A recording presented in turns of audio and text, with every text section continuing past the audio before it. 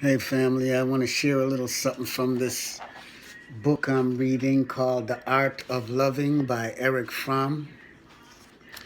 And on page 21, The Theory of Love, starting at the second paragraph, it says, "Love is an activity, not a passive effect. It is a standing in, not a falling for. In the most general way, the active character of love can be described by stating that love is primarily giving, not receiving. What is giving? Simple as the answer to this question seems to be, it is actually full of ambiguities and complexities. The most widespread misunderstanding is that which assumes that giving is giving up something, being deprived of, sacrificing. The person whose character has not developed beyond the stage of the receptive, exploitive, or hoarding orientation experiences the act of giving in this way. The marketing character is willing to give, but only in exchange for receiving. Giving without receiving for him is being cheated. People whose main orientation is a non-productive one feel giving as an impoverishment. Most individuals of this type therefore refuse to give. Some make a virtue out of giving in the sense of a sacrifice. They feel that just because it is painful to give, one should give. The virtue of giving to them lies in the very act of acceptance of the sacrifice. For them, the norm that it is better to give than to receive means that it is better to suffer deprivation than to experience joy. For the productive character, giving has an entirely different meaning. Giving is the highest expression of potency. In the very act of giving, I experience my strength, my wealth, my power. The experience of heightened vitality and potency fills me with joy. I experience myself as overflowing, spending, alive, hence as joyous. Giving is more joyous than receiving, not because it is a deprivation, but because in the act of giving lies the expression of my aliveness.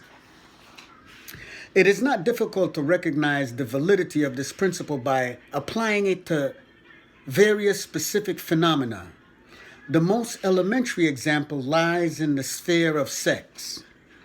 The culmination of the male sexual function lies in the act of giving. The man gives himself, his sexual organ, to the woman. At the moment of orgasm, he gives his semen to her. He cannot help giving it if he is potent. If he cannot give, he is impotent. For the woman, the process is not different, although somewhat more complex. She gives herself too. She opens the gates to her feminine center. In the act of receiving, she gives. If she is incapable of this act of giving, if she can only receive, she is frigid. With her, the act of giving occurs again, not in her function as a lover, but in that as a mother. She gives of herself to the growing child within her. She gives her milk to the infant. She gives her bodily warmth. Not to give would be painful.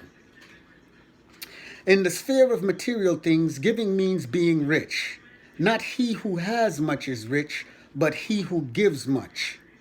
The hoarder who is anxious, worried about losing something, is, psychologically speaking, the poor, impoverished man, regardless of how much he has. Whoever is capable of giving of himself is rich. He experiences himself as one who can confer of himself to others. Only one who is deprived of all that goes beyond the barest necessities for subsistence would be incapable of enjoying the act of giving material things. Now, we just got a little glimpse of how complex and powerful love is. That love in itself is powerful. That the act of giving is an expression of your power and the ability that you have. If you don't have the capacity to give, All right, you're impotent. You have no power. And it goes on to express that it's not just giving of material things, it's giving of yourself, who you are, your life energy to someone else, putting a smile on somebody else's face, saying hello or hi, giving somebody a hug is an act of giving of yourself. Okay? I mean, the poorest person has something to give.